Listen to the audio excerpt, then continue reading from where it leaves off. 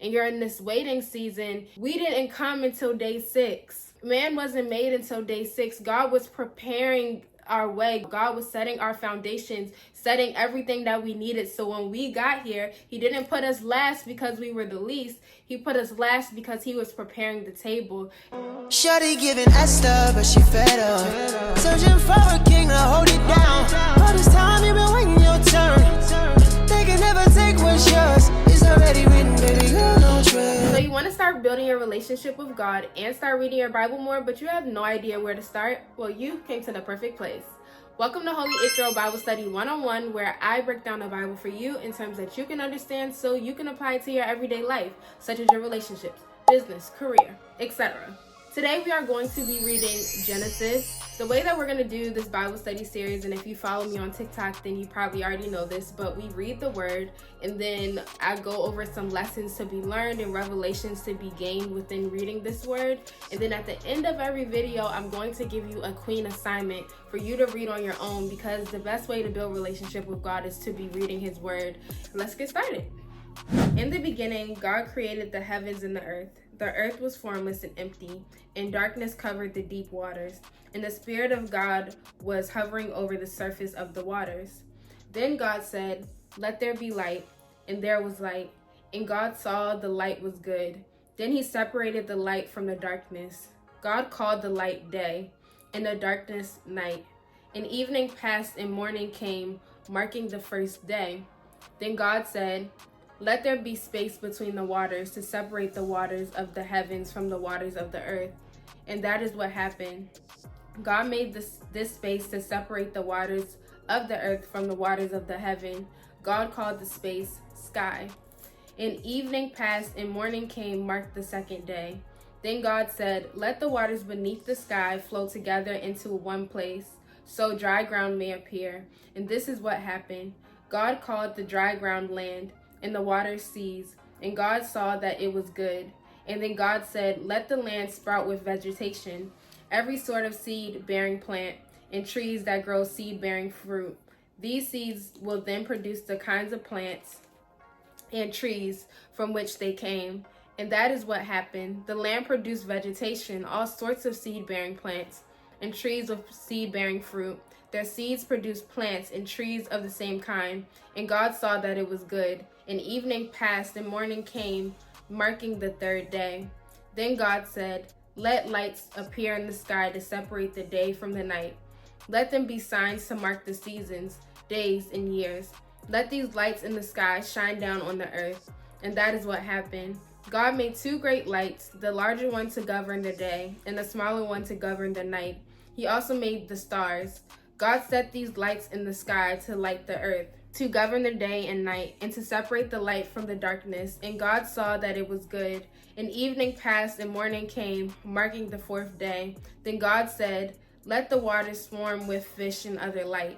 Let the skies be filled with birds of every kind." So God created great sea creatures, and every living thing that scurries and swarms in the water, and every sort of bird, each producing offspring of the same kind. And God saw that it was good. Then God blessed them, saying, "Be fruitful and multiply. Let the fish fill the seas, and let the birds multiply on the earth." And evening passed and morning came, marking the 5th day. Then God said, "Let the earth produce every sort of animal, each producing offspring of the same kind, livestock, small animals that scurry along the ground, and wild animals." And that is what happened. God made all sorts of wild animals, livestock, and small animals, each able to produce offspring of the same kind. And God saw that it was good. Then God said, "Let us make human beings in our image, to be like us. They will reign over the fish in the sea, the birds in the sky, the livestock, all the wild animals on earth, and the small animals that scurry along the ground." So God created human beings in his own image. In the image of God, he created them. Male and female, he created them. Then God blessed them and said, "Be fruitful and multiply. Fill the earth and govern it. Reign over the fish in the sea, the birds in the sky, and all the animals that scurry along the ground." Then God said, "Look, I have given you every seed-bearing plant throughout the earth, and all the fruit trees for your food. And I have given every green plant as food for all the wild animals, the birds in the sky, and the small animals that scurry along the ground, everything that has life, and that is what happened. Then God looked over all he made, and he saw that it was very good. And evening passed, and morning came, marking the sixth day. By the way, I am reading the NLT Life Application Study Bible. This is the Bible that I always tell people to get, because what I love about this Bible, if you struggle with understanding the Bible, it actually summarizes each verse here at the bottom. So every verse that you read, there's most likely a summary here at the bottom, like breaking it down in terms that you can understand. So get the NLT Life Application Study Bible. I will link it below because I love this Bible. Like, when I tell you, game changer, you be reading the Bible a bunch of times and you're like, I don't know what I just read. Let me read it again. I still don't know. Get this Bible. I'm telling you, lifesaver. So the first part of Genesis 1 that I want to take a deeper look at is when it says, verse 2, it says, the earth was formless and empty, and darkness covered the deep waters, and the Spirit of God was hovering over the surface of the waters. Then God said, let there be light, and there was light. And God saw the light was good. What really speaks out to me in this section, it talks about the earth being formless and, dark, and then God bringing light in. We really see God as a creator within this sense, and we get to see him mold something that was kind of nothing, but mold it into his vision for it. And I kind of feel like that's what God did with me when he found me when I was going through a really dark time in my life. And I feel like through my experiences and through the wisdom within his book, he molded me into this new person that he knew I had the potential of becoming. In this first chapter of Genesis, we really get to know God as this creator, because I feel like God wears so many hats.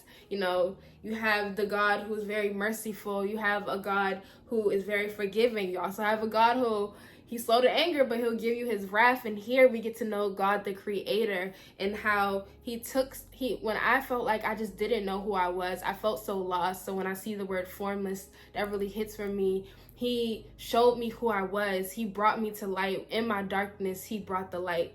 And this is something that I really take away from this section. As well as it said, God said, let there be light, and there was light. And this is so profound as well, because it says anything that God says comes true.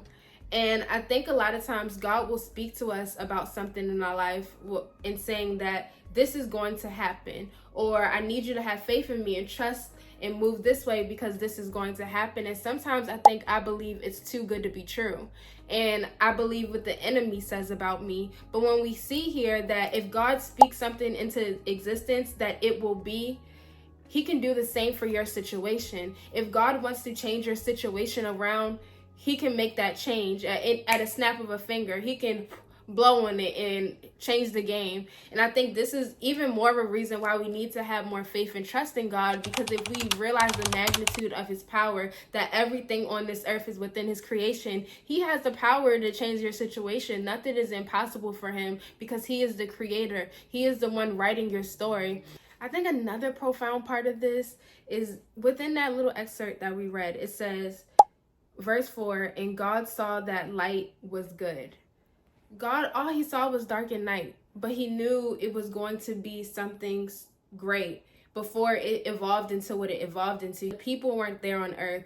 Everything hadn't unfolded yet, but the seed was planted and it was good. When God is giving us instructions when it comes to our everyday life, for us to know that he understands all the necessary steps and how everything is going to unfold. So if God is telling you to do something and he is saying this is the right thing to do, there's a reason he is telling you to do that, because he understands what is necessary for you to reach your prayer, for you to reach the end goal. Here, he is saying it is good, but if he is looking at something within your life and saying it is not good, know that he knows what he's talking about, because he knows how it's going to unfold. He knew that on which day was it?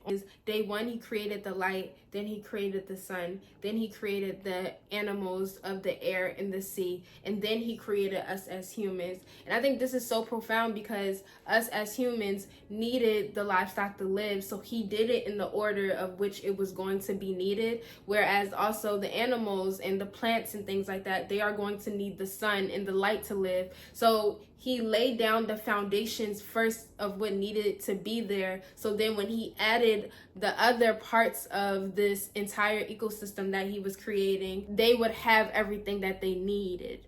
If we would have came before any livestock, before any sun, it would have been all out of order. And I think this really shows how God is a God of processes and systems. God is very intentional in everything that he is doing. I think sometimes in my life, I feel like God just got me out here, like in the ghetto. And I'm like, okay, do you even care? Do you know what's going on? But I think here really shows us that you are exactly where you need to be. And if God is putting you in a certain circumstance, it is for a reason. I think it's so important for us to trust him and recognize that he is not winging it when it comes to us. Everything that he is doing has deep thought in mind and is really about our needs and what he knows is best for us. This also even plays out in a sense when we feel like we're in a waiting season for a long time, and you're in this waiting season, and a lot of times God is preparing it. We didn't come until day 6. The man wasn't made until day 6. God was preparing our way. God was laying our table out. God was setting our foundations, setting everything that we needed. So when we got here, he didn't put us last because we were the least. He put us last because he was preparing the table. Your situation isn't taking longer because you're the least. It's because he is preparing your table, making sure that when you get to where he is taking you, the table is laid. You have the resources you need to make the prophecy come true. I think sometimes we get frustrated with God, but we need to understand that he is sovereign and that he loves us. Everything he does is for us. And this just really proved that here for me today. When we look at verse 27, it said, "So God created human beings in his own image. In the image of God, he created them. Male and female, he created them. Then God blessed them and said, 'Be fruitful and multiply. Fill the earth and govern it. Reign over the fish in the sea, the birds in the sky, and all the animals that scurry along the ground.'" You have the power of God on the inside of you. There is nothing that with him by your side you cannot do because you are made in his image. And I want you to know how much of an honor this is, for out of everything on the earth he created, we are the ones that he made as a piece of him, as a reflection of him. When you feel like you're worthless, when you feel like you're not good enough, you aren't gifted, talented, whatever the case may be, you are worth so much just because he created you, just because you are made in his image. And I need this, like when it comes to the confidence boost that you need to carry on this purpose, this journey you are going on in life, you need to know this fact that you were made in his image and how much of an honor that is. Like, you are the child of the Most High. You are kingdom. You are royalty, basically, because you are made in his image. Next, he says, "Be fruitful and multiply." I want to really look at this because it's saying here, our job on this earth is to multiply everything that we touch. Everything that God gives us. What I've learned about God through this journey with him is he doesn't necessarily give us the whole product. He gives us seeds of provision. And it is our job to speak with him, talk to him, and look at what's in our hand, the seeds that he has given us, and figure out how we can turn it into something that we are desiring, or turn it into something within his will.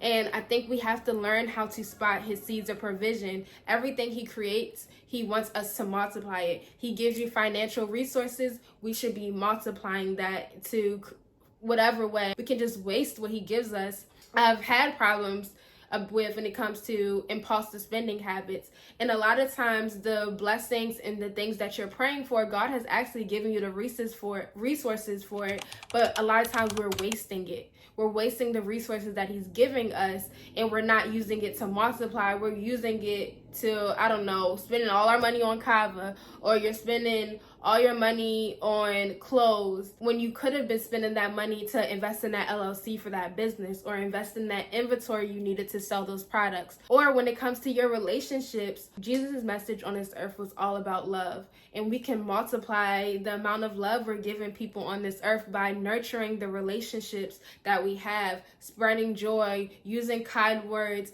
giving mercy, doing serving, doing kind acts of service, and how we treat people. There's so many ways that God is calling us to multiply, and this is what he has told us to do: be fruitful and multiply. In the Bible, they didn't have phones, they didn't have TVs, they didn't have all that. Us as humans are made in his image, and as we learned in this section, God is a creator. So if God is a creator and we are made in his image, we are meant to create.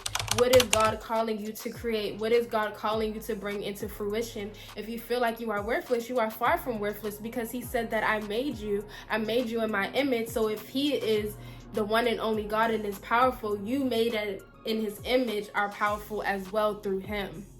Okay? Don't let that go over your head. Another thing I noticed about God in this section is that he did each task day by day. And as someone who likes to just like get stuff done sometimes, like, you know, trying to rush to get stuff done all in one, this really shows that steady consistency is okay. God doesn't expect us to conquer the world in a day.